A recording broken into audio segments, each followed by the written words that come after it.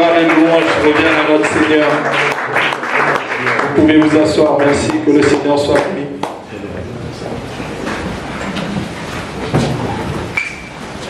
Amen. Qui est d'être dans la présence du Seigneur. Amen. Amen. Il n'y a que 2 ou 3 voix que j'ai entendues. Qui est dans la joie d'être dans la présence du Seigneur. Gloire au Seigneur.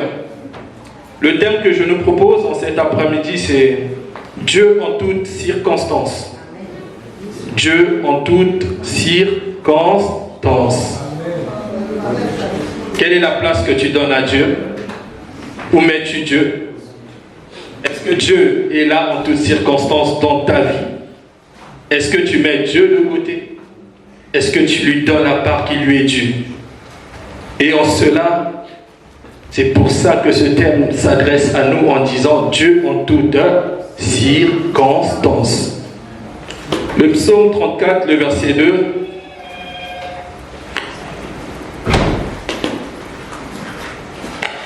Le psaume 34, le verset 2 nous dit « Je bénirai l'Éternel en tout temps. Sa louange sera dans ma bouche constamment. Je bénirai l'Éternel en tout temps et sa louange sera dans ma bouche constamment. Sa louange sera dans ma bouche à jamais. » Bien-aimé, ici, il est question de bénir le Seigneur en tout le temps.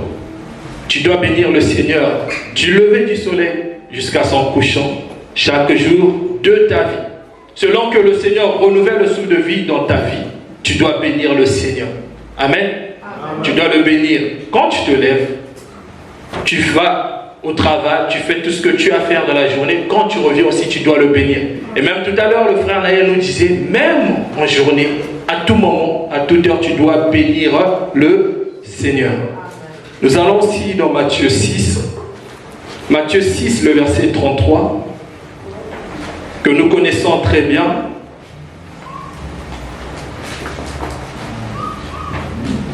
Matthieu 6, le verset 33. Matthieu 6, le verset 33 nous dit « Cherchez premièrement le royaume et la justice de Dieu, et toutes ces choses vous seront données par-dessus. » Cherchez premièrement le royaume et la justice de Dieu. En toutes circonstances, bien-aimé, tu dois chercher 2 choses. Tu dois chercher le royaume et la justice de Dieu. Ici, il est question, l'islamisme, Matthieu nous interpelle plutôt en disant que nous devons d'abord chercher le royaume et la justice de Dieu. Et tout à l'heure, le puissant que nous avons lu, il nous dit de bénir constamment le Seigneur. Et lorsque Matthieu dit que ta priorité doit être premièrement le Seigneur, et ça doit toujours être le Seigneur. Chrétiens que nous sommes, bien-aimés, notre priorité doit toujours être le Seigneur. Dès le jour où tu es passé par les eaux du baptême, où tu as accepté Jésus-Christ comme Seigneur et Sauveur, ta vie n'est plus la même. Tu n'es plus conduit par la chair, mais tu es conduit par Jésus. Amen. Tu es conduit par son esprit au quotidien. Donc ça veut dire que tu ne t'appartiens plus, mais tu appartiens à Jésus. Amen. Donc en toutes circonstances, la chose que tu dois faire, c'est bénir Dieu. C'est de chercher jour et nuit. David disait, mes larmes sont ma nourriture jour et nuit. Parce que jour et nuit, il cherchait constamment le Seigneur. En tant que chrétien, tu ne dois pas avoir du répit. Parce que lorsque tu vis des circonstances et que tu laisses une porte ouverte à côté, comme nous disait le frère Naël ce matin, et que tu abandonnes la prière, tu deviens à la merci du diable. Amen. Amen. Mais lorsque tu vis des circonstances, la première des choses que tu dois faire, tu dois chercher le Seigneur premièrement. Tu dois chercher sa justice. Et tout le reste te sera donné par-dessus tout. Par-dessus tout le reste te sera donné. Ici, Dieu ne dit pas, va chercher d'abord une situation donnée, ou va chercher d'abord la solution à ton problème, ou va chercher d'abord ce que tu veux. Non, Dieu te dit, cherche-moi d'abord, et moi je te donnerai ce que toi tu désires. C'est pour ça la Bible dit que fais de l'Éternel d'abord tes délices, il te donnera ce qui est dans ton cœur, ce que ton cœur désire. Amen. Tu ne peux pas vivre des circonstances et chercher ailleurs, et chercher de ta propre volonté, de ta propre force, chercher certaines choses. Non, mais Dieu te dit, cherche-moi d'abord, loue-moi d'abord, adore-moi d'abord, et lève-toi jour et nuit pour adorer, pour chercher la face de Dieu. Amen. Il y avait une dame qui avait perdu son mari. Ça, c'est un témoignage qu'un pasteur avait rendu. Cette dame avait perdu son mari, c'était un samedi. Donc le dimanche, elle devait se rendre au culte. La dame, elle avait prévu de donner aussi sa dîme le dimanche au culte. Mais ce qui s'était passé, puisqu'elle avait perdu son mari, elle fait quoi? Elle appelle son pasteur. Elle dit, pasteur, je ne pourrai pas venir à l'église demain. Est-ce que vous pouvez vous déplacer pour venir chercher la dîme, envoyer un diacre ou un ancien, peu importe. Et je donnerai ma dîme parce que je devais donner ma dîme demain, mais compte tenu des circonstances, je ne peux plus le faire. Et ce qui avait touché ce pasteur, c'était ce que vivait la dame. Attends, tu viens de perdre ton mari et tu sais que tu auras besoin des finances pour l'enterrement de ton mari. La première des choses que tu fais, c'est que tu penses d'abord à Dieu. Dieu en toutes circonstances. Amen. Dieu en toutes circonstances. Amen. La dame venait de perdre son mari. Elle ne s'inquiète même pas comment je vais faire pour l'enterrement. Est-ce que la famille, est-ce que les voisins, est-ce que son travail, est-ce que ses collègues, est-ce qu'un tel va m'aider pour l'enterrement de mon mari? Non. Mais elle s'inquiète d'abord à Dieu. Elle pense d'abord à Dieu et elle s'inquiète d'abord à la maison de Dieu. Parce que la dîme sert à payer tout ce qu'il y a là. Amen. L'électricité, le loyer, tout ce que nous voyons. Même quand tu viens et qu'il fait froid dans la maison de Dieu, tu te dis, mais pourquoi il ne paye pas? Mais si tu donnais aussi, on payera aussi. Amen. Mais cette dame-là, sa priorité, c'était d'abord le Seigneur, pas l'enterrement. Bien aimé, et par la suite, Dieu avait fait des grandes choses pour l'enterrement. Elle n'avait manqué de rien. Aucun franc n'était sorti de sa poche. C'est un témoignage que un pasteur a rendu. Parce que pourquoi sa priorité cherchait premièrement le royaume. Elle ne cherchait pas à enterrer son homme, non. Mais elle cherchait d'abord Dieu avant tout. Amen. Bien aimé, Dieu en toutes circonstances. Quel que soit ton problème, quel que soit ce que tu peux vivre, Dieu doit demeurer la priorité des priorités. Par-dessus tout, Dieu doit être ta base. Amen. Amen. 1 Thessaloniciens 5, 16 à 19, on te dit d'être, au verset 16, de toujours être joyeux. En toutes choses, tu dois être joyeux. Dans les temps difficiles, dans les beaux moments, tu dois toujours être joyeux. On ne doit pas remarquer, ah moi ça va pas, moi ça va pas. Tu as un Dieu qui te fortifie, qui te donne la joie du Seigneur, qui fait ta force. La Bible dit que la joie du Seigneur fera votre force. Amen. Ce n'est pas la joie de ta famille qui fera ta force. Ce n'est pas la joie d'un voisin qui fera ta force. Ce n'est pas la joie que tes enfants ou ta femme peut te procurer. Mais c'est la joie du Seigneur qui fera ta force. Amen. Il nous dit en toutes circonstances, sois joyeux. Il y a des gens de fois ici, je vois vivre des situations, mais ils ne s'inquiètent pas, ils ne s'alarment pas, parce qu'ils savent que papa est au contrôle. Papa fera, papa agira, papa répondra. La deuxième des choses, nous l'avons évoqué au premier culte, tu dois prier sans cesse. En toutes circonstances, tu dois prier sans cesse. Parce que lorsque tu vis des temps difficiles, tu vis des moments difficiles, si tu abandonnes la prière, tu es à la merci du... La Bible dit que le diable rôde comme un lion, cherchant qui dévorer. Le diable, il est en train de chercher qui dévorer. Toi, tu es en train de vivre des choses difficiles.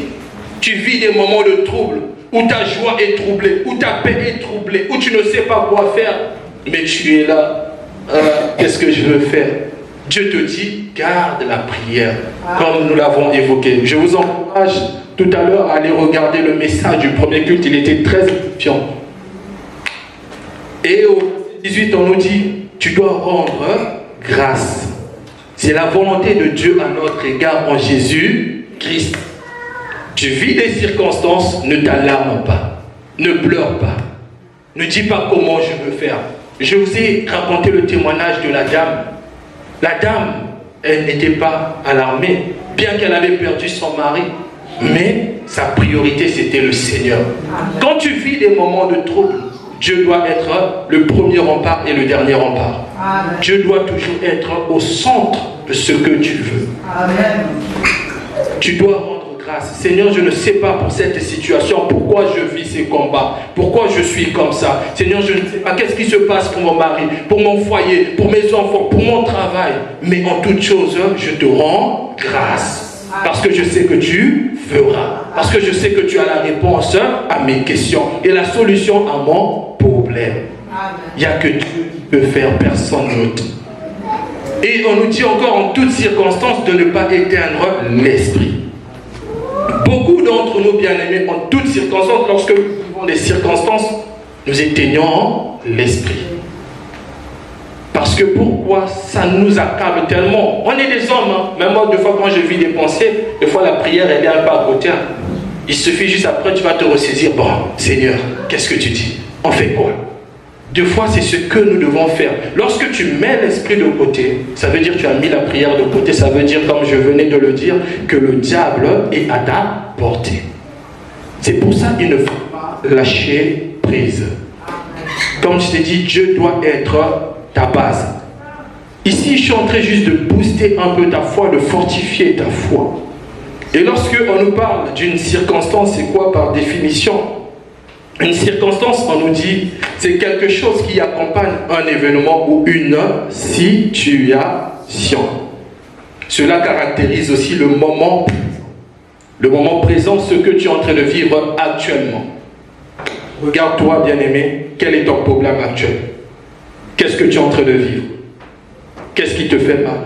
Qu'est-ce qui te trouble? Où est ta pensée? Quel est ton désir? Que désires-tu?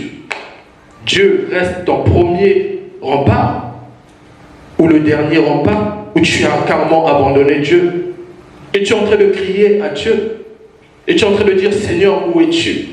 Où tu as abandonné tout ce qui est activité avec le Seigneur, où tu as délaissé le Seigneur, tu l'as mis de côté. Où est Dieu? Quelle est la place que tu donnes à Dieu quand tu vis des moments de trouble? Regarde toi-même dans ta vie, qu'est-ce qui ne va pas? Ou qu'est-ce qui va réellement? Même quand, j'y viendrai, mais même quand tout va bien ou mal, on dit quoi? Il n'y a pas des circonstances, bien aimées, ce n'est pas seulement le moment de ou les moments de trouble, mais c'est en toutes choses. Amen. Amen. Romains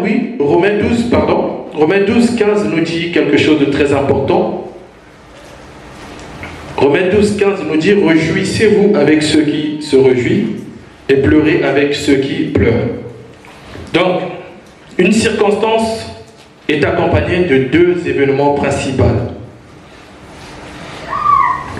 Le premier événement n'est autre que tout ce qui est moment de joie. Amen. Amen. Tout ce qui est moment de joie, comme le mariage. Amen. Amen. Là, je suis sûr, le frère Carlos, ça commence à battre. C'est un moment de joie. La naissance, comme avec la sœur Belleville, l'annonce que nous avons eue au premier culte, c'est un moment de joie. Servir Dieu, bien-aimé, c'est un moment de joie. La réussite d'un projet, c'est un moment de joie. La réussite d'un cursus scolaire, c'est un moment de joie. Tout ce qui est bonheur, c'est des moments de joie. Et le second événement, comme j'ai su bien le souligner à l'entrée du message, que c'est des temps difficiles de vivre, des échecs répétitifs, des maladies incurables comme nous connaissons, divorce, le foyer qui est en trouble, le travail qui ne va pas, tu es sur le point d'être licencié, tout ce qui ne va pas dans ta vie. Une circonstance est accompagnée de ces deux événements. Mais l'importance, c'est comment toi tu agis en fonction de tout ce que tu peux vivre. Amen. En fonction de tout ce que tu peux vivre, comment toi tu agis. Quelle est la place que tu donnes à Dieu? Jean 15, le verset 5, nous pouvons le lire.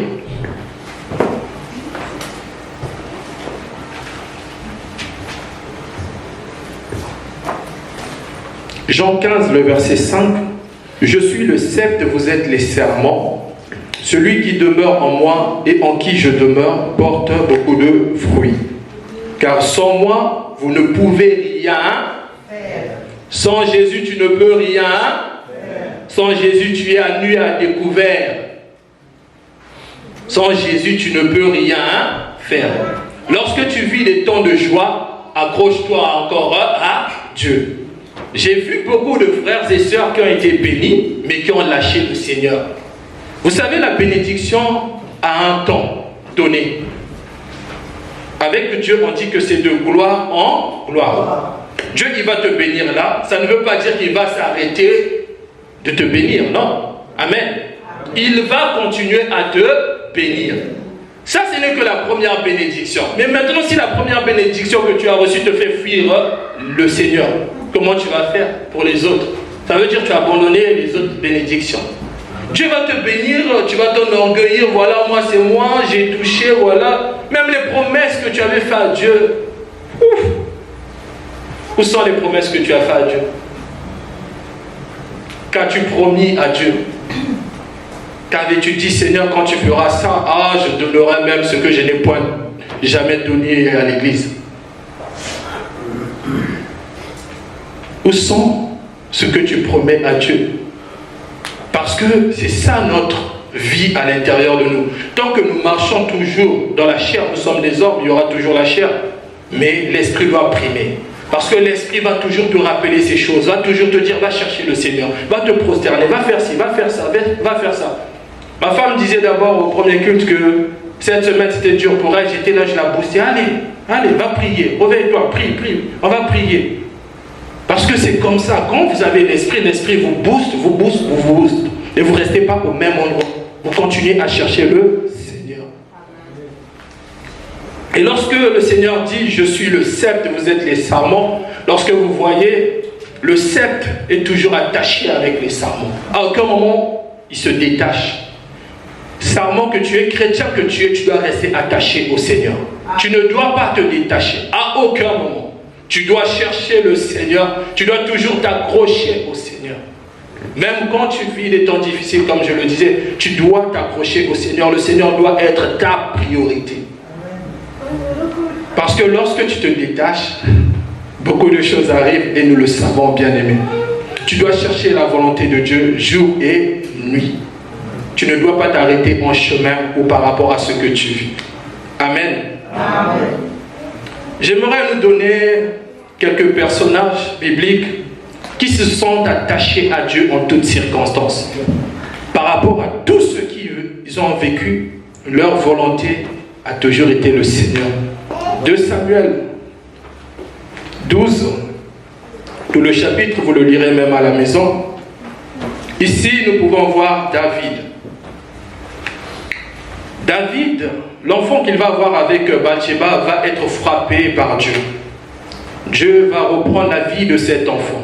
Pourquoi? Parce que David avait conçu cet enfant-là dans l'adultère. Amen. Et dans la convoitise. C'était la femme d'une autre personne que nous connaissons, Uri. David va convoiter la dame. David va aller jusqu'à là où il ne fallait pas aller avec la dame. Et ils vont avoir un premier enfant que Dieu va prendre. Parce que Dieu n'avait pas approuvé l'adultère de David, sa convoitise et tout ce qu'il avait fait. Mais ici, par rapport à ce que Dieu va faire, c'est l'attitude de David que j'aime. On va y aller ensemble à partir du verset 19 de Samuel 12.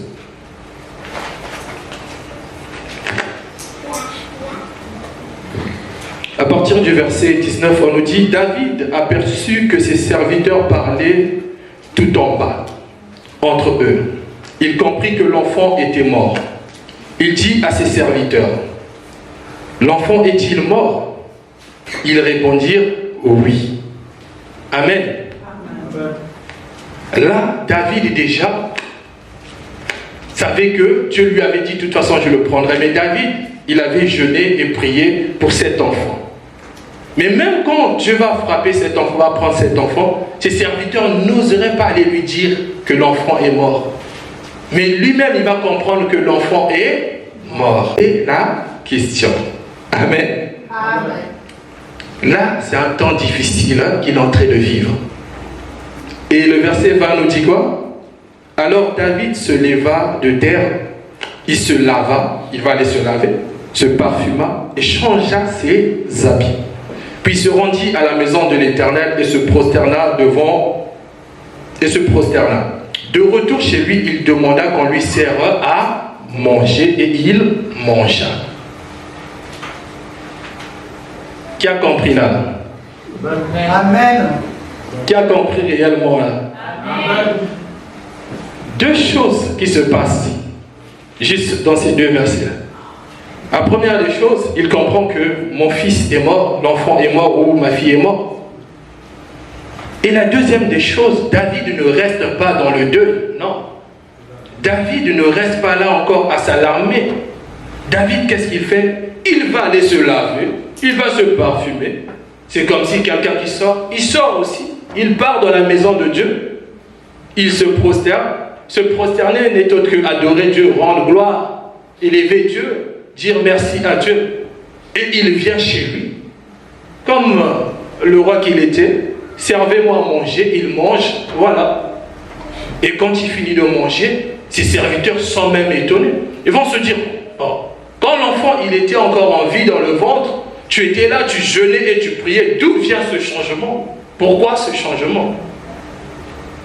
Dieu en toutes circonstances. Amen. Peu importe ce que Dieu fait, n'attribue rien d'injuste à Dieu.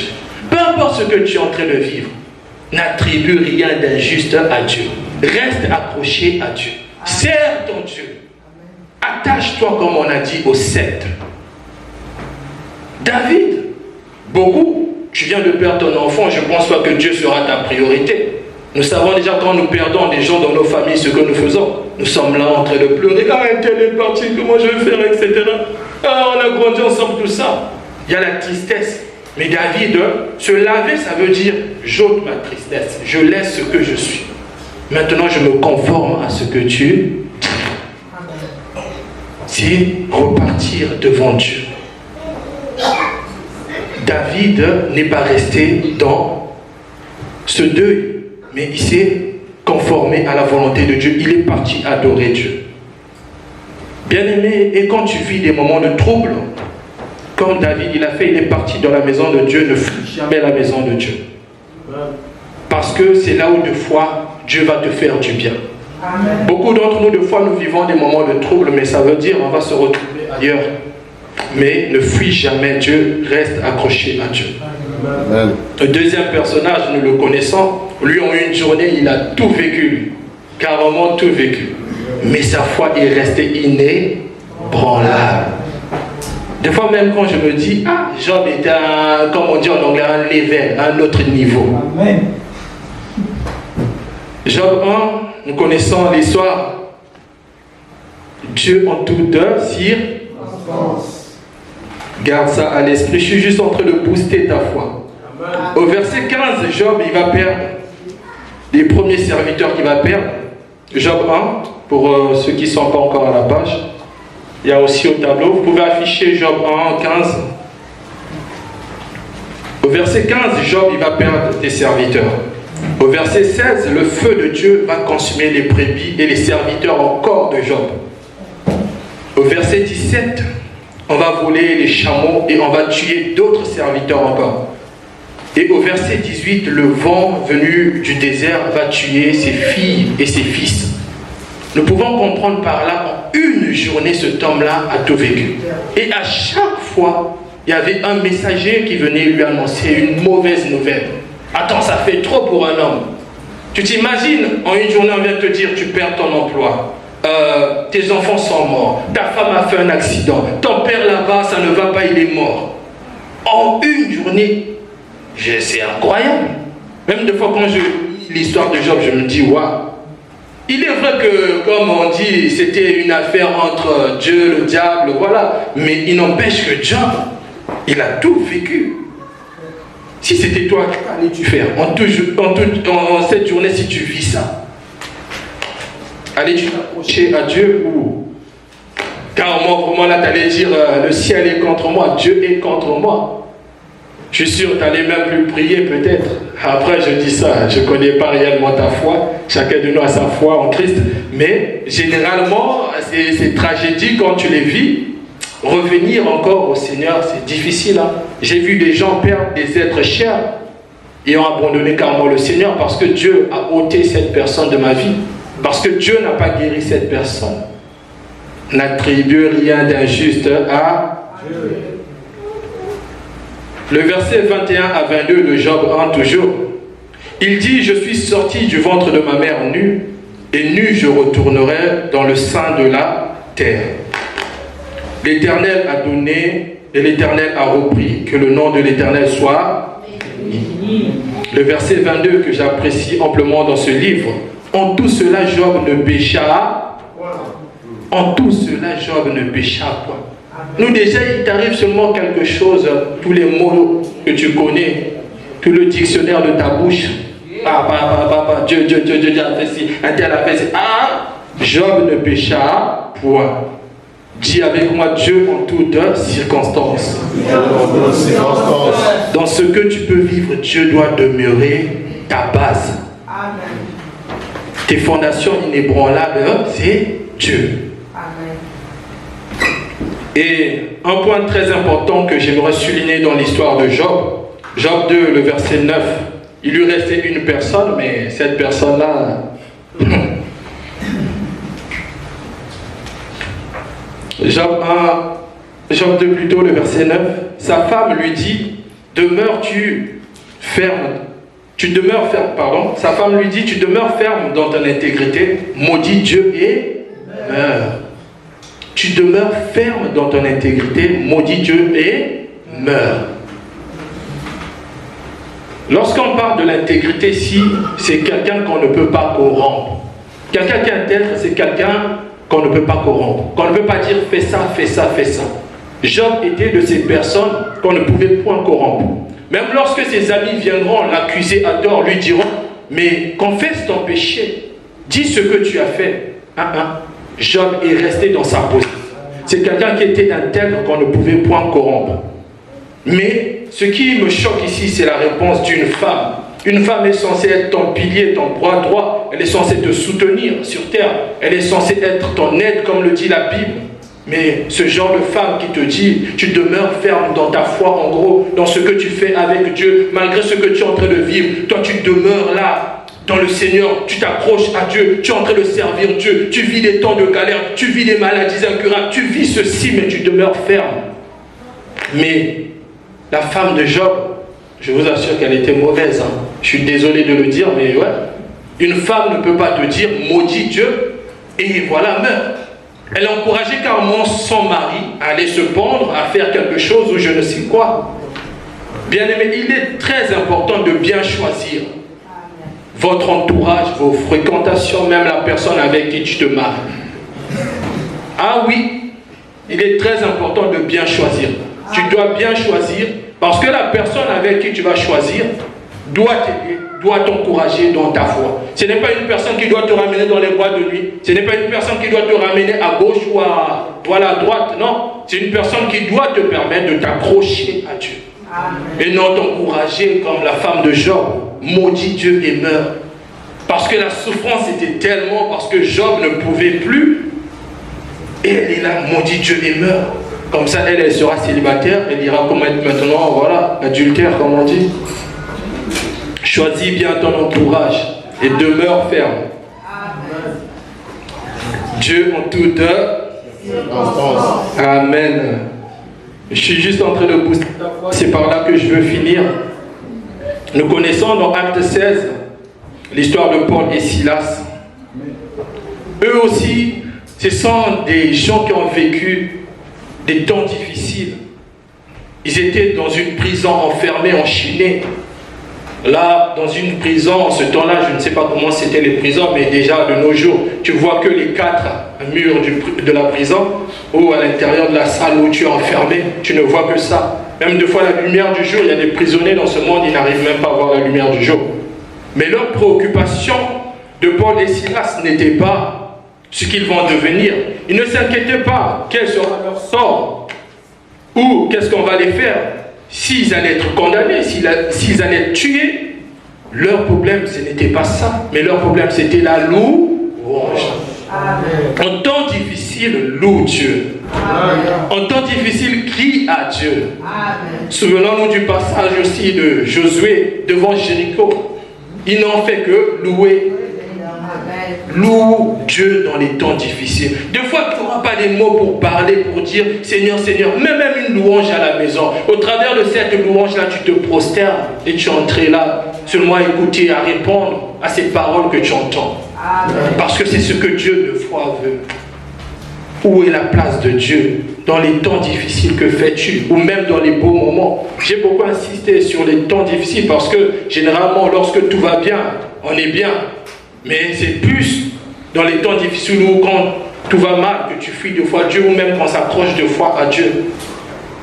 Ici, je suis en train de booster ta foi. Bien-aimé, au travers de ce que tu as entendu ce matin, de cette parole, que fais-tu?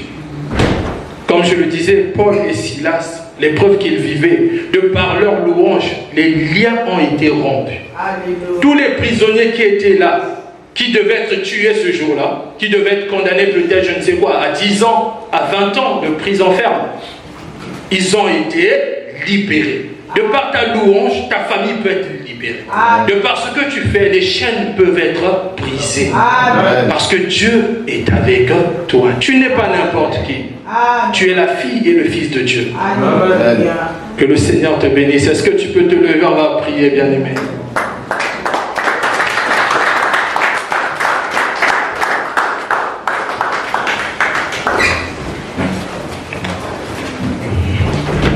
J'aimerais élever ma voix pour ceux qui vivent des temps difficiles. Je ne sais pas quel est ton problème en cette journée ou durant ce mois ou depuis le début de cette année, ce que tu es en train de vivre. Mais j'aimerais que tu ne vois pas le simple frère que je suis qui est en train de te parler, mais j'aimerais que tu te dises, oui, Dieu veut faire quelque chose dans ma vie. Et en cela, j'aimerais que tu lèves juste ta main, on va prier de là où tu es. Tu vas tout simplement toi-même aussi crier à l'Éternel pour ta situation. Tu vas tout simplement dire, Seigneur, je viens au-devant de toi parce que cela me dépasse. Comme Job, je veux m'accrocher à toi. Comme David, je veux faire de toi ma priorité. Comme Paul et Silas, je veux te louer dans les temps difficiles. Seigneur, tu es mon rempart, mon abri. Je m'attends à toi. Tu es tout pour moi. Éclairé de ta présence.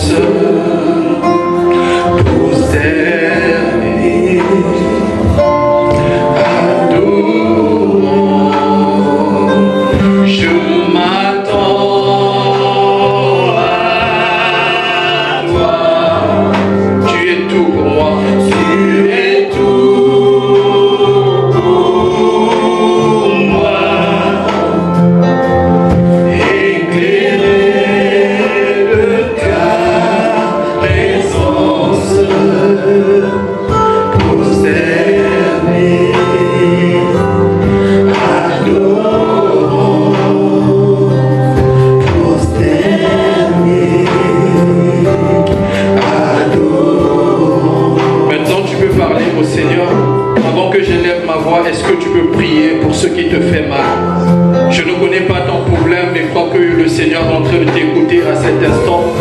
Crois que le Saint-Esprit est en train d'agir à cet instant. Est-ce que tu peux prier maintenant pour ton problème?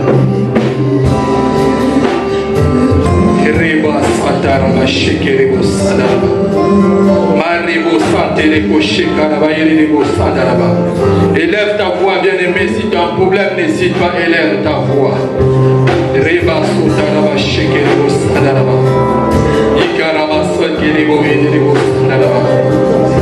Alléluia.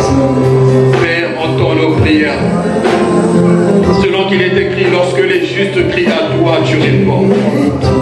Entends le cœur, Seigneur, qui est en train de crier à toi. désir qui est en train de monter vers toi, qui veut faire de toi sa priorité par-dessus tout. Entends ce cœur qui cherche premièrement le royaume et ta justice, oh Dieu. Merci Jésus. Nous lèvons nos mains. Éternel Dieu de gloire, de par ta parole, tu répands sur nous ta bénédiction. C'est toi qui nous as dit, quels que soient les bons et les mauvais moments, nous te servirons, ô Dieu. Père, je prie pour les mains levées. Tu connais les cœurs et tu connais le problème de chacun. Et toi seul es en mesure d'y répondre favorable, Père. Tu es un Père pour nous et nous sommes tes enfants. Je prie que ces mains soient remplies de ta grâce. Si c'est la guérison, Père, guéris. Si c'est, Seigneur, le travail, donne. Si c'est des temps difficiles que je ne connais pas, Père, réponds. Car toi seul as la solution. Et Père, j'ordonne à tout esprit qui veut menacer ces vies, ô Dieu, de quitter ce lieu dans le nom puissant de Jésus. Quel que soit, Seigneur, l'esprit de trouble qui pouvait régner dans la vie de mon frère, de ma soeur, je bouleverse cela dans le nom de Jésus. Les radars de l'ennemi tombent maintenant. Quelle que soit la puissance de l'ennemi qui tombe maintenant, je prie, ô Dieu, que la puissance de ton esprit les revers maintenant. Que ta gloire, ton amour, ta paix, ta joie les comble. N'est-ce pas toi qui dis le bonheur et la grâce nous accompagneront? Je prie, Seigneur, pour ces temps de joie. Que la joie du Seigneur soit leur force. Dans le nom puissant de Jésus. Amen. Que le Seigneur vous bénisse.